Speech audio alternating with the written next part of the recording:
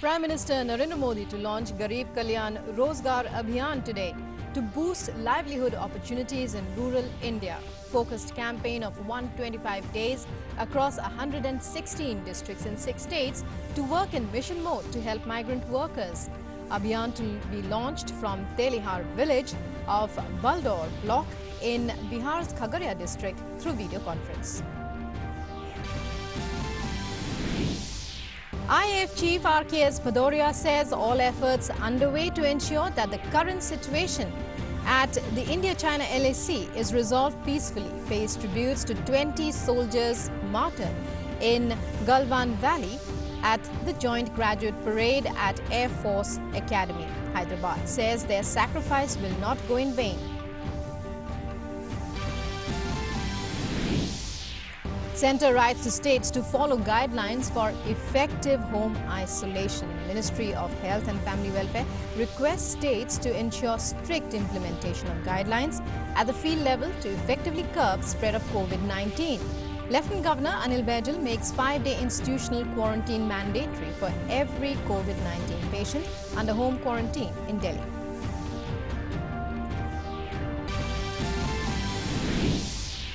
India's recovery rate from COVID-19 disease stands at 53.79%. Number of cured and discharged patients above 204,000. Total active cases crosses over 163,000.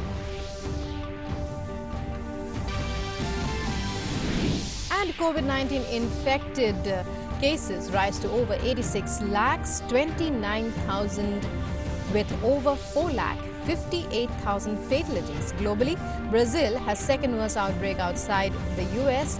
WHO reiterates countries must lift restrictions slowly and carefully.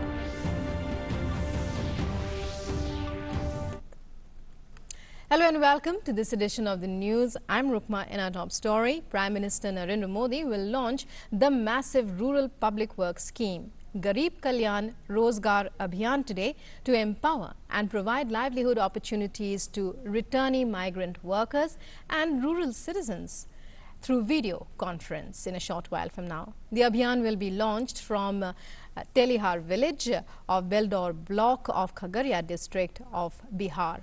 The villages across 116 districts in 6 states will join the program through common service centers and Krishi Vigyan Kendras. The campaign of 125 days will work in mission mode and involve intensified and focused implementation of 25 different types of works to provide employment to migrant workers. Focus will be on creating infrastructure in the rural regions of the country with a resource envelope of 50,000 crore rupees. A total of 116 districts with more than 25,000 returnee migrant workers across 6 states, Bihar, Uttar Pradesh, Madhya Pradesh, Rajasthan, Jharkhand and Odisha have been chosen for the campaign. These districts are estimated to cover about 2/3 of such migrant workers.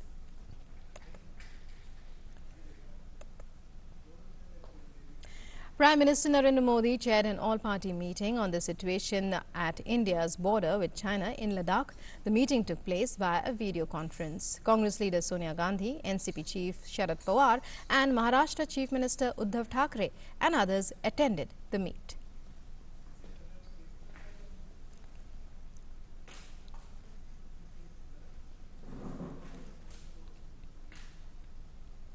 मैं आप सभी को, सभी राजनीतिक दलों को फिर से आश्वस्त करता हूं कि हमारी सेनाएं सीमाओं की रक्षा करने में पूरी तरह सक्षम है।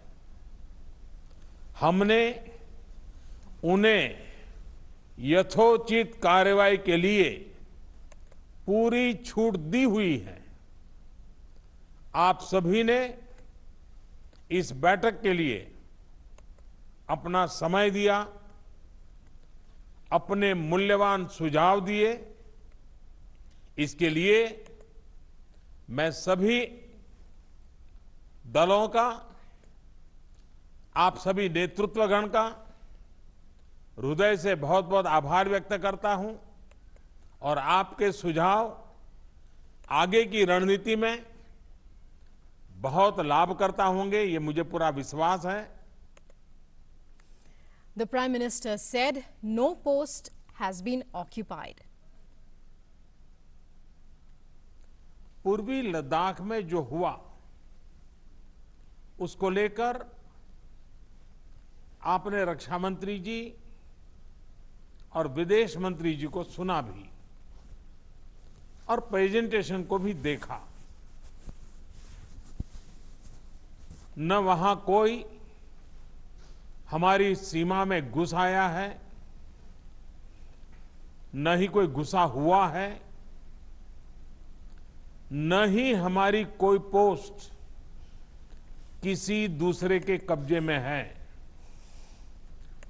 लद्दाख में हमारे 20 जाबाज शहीद हुए, लेकिन जिन्होंने भारत माता की तरफ आंख उठाकर देखा था, उन्हें वो सबक सिखा कर गए। उनका ये शौर्य, ये बलिदान हमेशा हर भारतीय के मन में अमिट रहेगा। The Prime Minister asserted that India's interests are paramount and India has never bowed down before any foreign power and will never do so. राष्ट्रहित, देशवासियों का हित हमेशा हम सभी की सर्वोच्च प्राथमिकता रही है। चाहे ट्रेड हो, कनेक्टिविटी हो, काउंटर टेररिज्म हो, भारत ने कभी किसी बाहरी दबाव को स्वीकार नहीं किया है। राष्ट्रीय सुरक्षा के लिए जो भी जरूरी कार्य है, जो भी जरूरी इंफ्रास्ट्रक्चर का निर्माण है, उसे इसी तरह तेज गति से आगे भी किया जाता रहेगा। And Amritpal Singh gets us this ground report from Leh in Ladakh. Let's take a look. Efforts are on to diffuse the situation and resolve the deadlock that has persisted for nearly 6 weeks at various points along the line of actual control here in eastern Ladakh. Indian Air Force Chief Air Chief Marshal R.K.S. Bhaduria was here in Leh and later in Srinagar to review the operational preparedness of the Indian Air Force. He visited and took review meetings on Wednesday and Thursday. Though no fresh military level talks took place between the two militaries, the PLA and the Indian Army on Friday, but on Thursday, Major General level talks took place. Many such rounds are expected to take place in the coming few days to see that the disengagement process, which was agreed upon at the Corps Commanders level meeting on the 6th of June, is carried forward, and the unfortunate Galwan violent incident does not cast its long shadow on the disengagement process. The Indian Army, meanwhile, is taking no chances and is stepping up the vigil. Here on the ground, we see a lot of troops movement and a lot of aircraft of the Indian Air Force, which include attack aircraft like the Sukhoi 30 MKI, the Apache attack helicopters, the transport Chinook helicopters, the Chetaks and the Cheetahs of the Indian Army flying around and stepping up the vigil. With cameraman Sumit Naudyal, Amritpal Singh, DD News, Ladakh. The combined graduation parade was held today to mark the successful completion of pre-commissioning training of flight cadets of various branches of the Indian Air Force. Chief of Air Staff R.K.S. Bhaduria participated as the chief guest at the parade in Dindigul in Hyderabad. Chief of Air Staff conferred the President's commission to all the 123 cadets, including 19 women cadets of various branches. The CGP symbolizes the culmination of rigorous training and transformation of a cadet into a young officer to shoulder the nation's responsibility. For the first time in the history of the Air Force Academy in Dundigal, parents and family members did not attend the passing out parade due to restrictions as a protection against coronavirus. The parade was followed by flypast by formations of Kiran Hawk Chetak helicopters and an aerobatic display by Surya Kiran Aerobatic Team.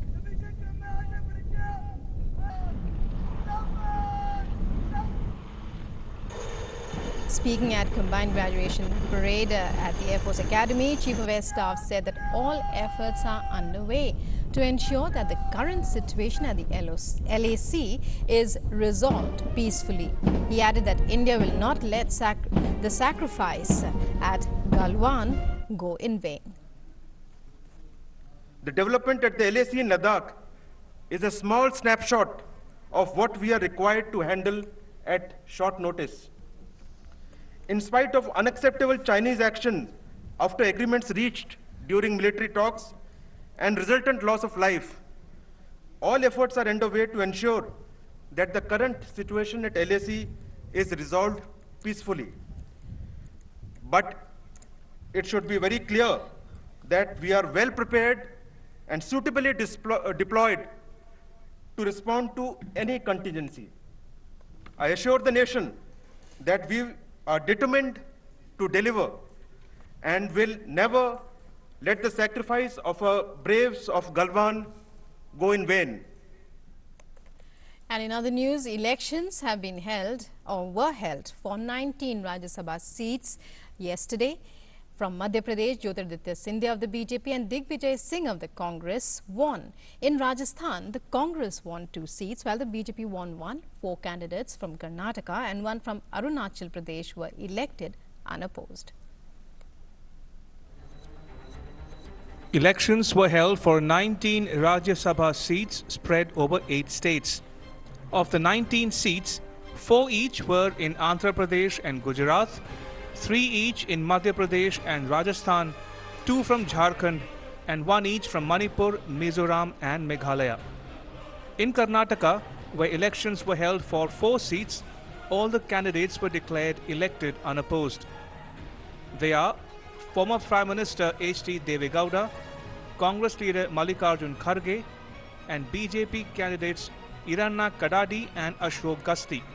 The BJP's Nabam Rebia was elected unopposed to the lone Rajya Sabha seat from Arunachal Pradesh. In Madhya Pradesh, the BJP has bagged 2 seats, with Jyotiraditya Scindia winning 56 votes and Sumail Singh Solanki winning 55 votes. The Congress party's Digvijay Singh has also won with 57 votes. In Rajasthan, the Congress has bagged 2 seats and the BJP won. K.C. Venugopal and Neeraj Dangi are the winners from the Congress party, while Rajendra Gehlot is the sole BJP winner. Jyotiraditya Scindia ji, Digvijay Singh ji और Sumer Singh ji 3 candidate जिनको सबसे ज़्यादा vote मिले हैं। मध्य प्रदेश के लिए एक बहुत ही बड़ा ऐतिहासिक दिन है कि हमने शांतिपूर्ण तरीके से, और एक कोविड पॉजिटिव कैंडिडेट थे जो कुणाल चौधरी जी, उनका भी वोट करवाया, और पूरी जो भी प्रिकॉशंस थे, जो भी सावधानियां हमको लेनी थी, वो हमने बरती और चुनाव आयोग के निर्देशों के अनुसार उनको यहाँ पे वोट करवाने का अवसर हमने दिया। जीत निश्चित थी, और जो भारतीय जनता पार्टी के हमारे वोट हैं 107, उससे ज़्यादा वोट हम लोगों को मिले। 56 सिंधिया जी को, 55 सोलंकी जी को। In Andhra Pradesh, YSR-CP candidates have won all the 4 seats of Rajya Sabha. YSR Congress Party candidates Pilli Subhash Chandra Bose, Mopi Devi Venkataramana, Parimal Nathwani and Ayodhya Rami Reddy of the YSR-CP have made it to the upper house from the state.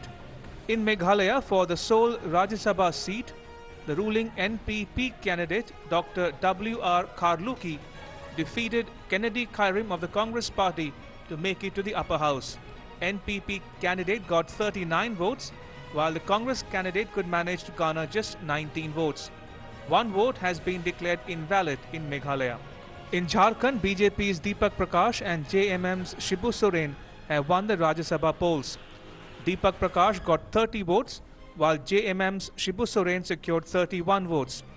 Congress candidate Shahzada Anwar could manage just 18 votes. जो result आया है, इससे साफ जाहिर होता है कि झारखंड मुक्ति मोर्चा के लोगों ने कांग्रेस को धोखा दिया, और ये दोनों के इतिहास भी रहा है। कभी कांग्रेस जेएमएम को धोखा देता है, कभी जेएमएम कांग्रेस को धोखा देता है। In Madhya Pradesh, all 206 legislators, including a Congress legislator who tested positive for COVID-19, cast their vote. DD India Bureau, New Delhi. And India continues to move forward in the fight against COVID-19. The recovery rate is improving with each passing day. It currently stands at 53.79%. The total number of those recovered is over 204,000, while total number of active cases has increased to over 163,000.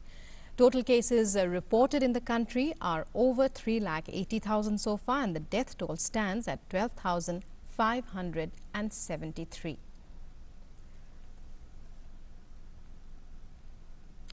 The Ministry of Health and Family Welfare has issued revised guidelines regarding home isolation. As per these guidelines, very mild and pre-symptomatic COVID-19 patients can opt for home isolation, provided the patient has a room to himself or herself with toilet facility and an adult attendant or caregiver. Also, the patient will agree to monitor his or her health and regularly report to the health status to the district surveillance officer or to further follow up by surveillance teams. An important clause of the revised guidelines is that the treating doctor is satisfied that the patient opting for home isolation is based on medical assessment and assessment of his or her residential accommodation. In addition, the patient will fill in an undertaking on self-isolation and follow home quarantine guidelines. Also, all such cases of home isolation further will be monitored by teams of well-oriented doctors on a regular basis. Their discharge should follow the required guidelines and will be reported as per norms. In this regard, some instances have been noticed wherein home isolation is allowed in a routine manner in certain states, and clauses of the revised guidelines are not followed in letter and spirit. This may lead to spread of the disease within the family members and neighbors, more so in urban settings such as dense urban agglomerations. In this regard, the Ministry of Health and Family Welfare has requested states to ensure strict implementation of the guidelines on home isolation at the field level to effectively curb the spread of COVID-19. And 5-day institutional quarantine has been made mandatory for every COVID-19 patient under home quarantine in Delhi. Lieutenant Governor Anil Baijal ordered this yesterday. Baijal further said in his order that mandatory physical verification of each case under home quarantine is to be carried out by surveillance teams of district surveillance officers under the overall supervision of the district magistrate in order to limit the spread of COVID-19 in view of the surge in cases. The coronavirus pandemic is accelerating and the world is in a new and dangerous phase. According to the World Health Organization, Thursday recorded 150,000 new cases worldwide, the highest in a single day and nearly half of those in the Americas. In his virtual briefing from the WHO headquarters in Geneva, Director General Tedros said over 26,26,000 people have been reported infected by novel coronavirus globally and over 4,58,000 have died so far. Brazil has the world's worst outbreak outside the US, with over 10,32,000 confirmed cases and almost 48,000 deaths. The United States has over 22,19,000 confirmed cases and over 1,19,000 deaths till now. He added that a large number of new cases were coming in from South Asia and the Middle East as well. WHO DG also said that the world is in a new and dangerous phase and reiterated that countries need to lift restrictions slowly and carefully, but be ready to bring them back quickly if necessary. And well, with that, we wind up this edition of the news. News and updates continue on DD News and DD India. Namaskar.